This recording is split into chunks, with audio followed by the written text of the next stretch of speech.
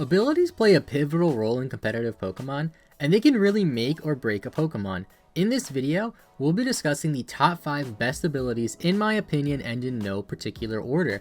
I will also be excluding abilities that are exclusive to only one Pokemon, such as Battle Bond. There are plenty of great abilities out there in the world of Pokemon, so I'm sure that you guys will have different abilities on your list, so let me know in the comments down below which abilities you think are the best in a competitive Pokemon battle. Number 5, Intimidate. Intimidate was one of the very first abilities to be introduced into Pokemon, and it's still one of the best abilities out there today. Being able to lower your opponent's attack stat by one stage just by switching in your Pokemon helps your entire team so much, since if you intimidate a physical attacker, it'll obviously be doing less damage than it normally would. Intimidate is a stable ability in various different VGC formats since it hits both of your opponent's Pokemon. Sure, Intimidate is pretty useless against Pokemon that are special attackers and Pokemon that ignore Intimidate with their abilities, but it's still one of the best and most versatile abilities out there since your opponent always has to pay attention to your Intimidate Pokemon. It can prevent setup, and it can prevent certain switch-ins because they won't be able to knock out your Pokemon after Intimidate. Number 4, Levitate. Now, any ability that makes you immune to a certain type is fantastic, unless you're something like Rotom Fan, which really can't even take advantage of that. Levitate allows you to comment on so many ground types with such a low risk, which you can seriously capitalize on if your opponent is a choice Pokemon locked into a certain ground type move. I could also lump pretty much any ability in this slot that gives you immunity to a certain type, such as Lightning Rod or Sap Sipper, since they all do a similar job, and having an extra immunity on your Pokemon is never a bad thing. Number 3, Mold Breaker. Mold Breaker is probably my favorite ability on this entire list, so this might be a little bit biased. And interestingly enough, it pretty much counters all of the other abilities that I mentioned in number 4. Mold Breaker ignores the target's abilities, meaning you could Earthquake a Levitate user, Oko a Sturdy Pokemon, and even Toxic a Magic Bounce Pokemon.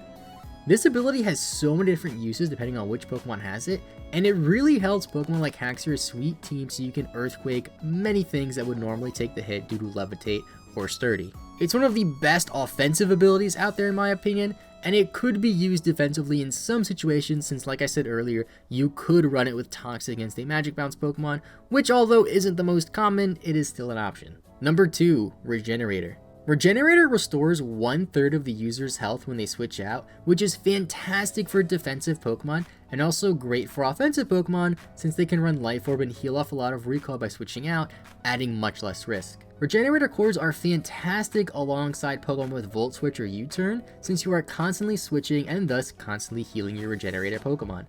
This ability can get pretty annoying at times if you face a bulkier team, since those battles will most likely last a long time due to all the switching. Number 1, Beast Boost. Beast Boost is arguably the best ability in the game since it acts like a Moxie but on steroids.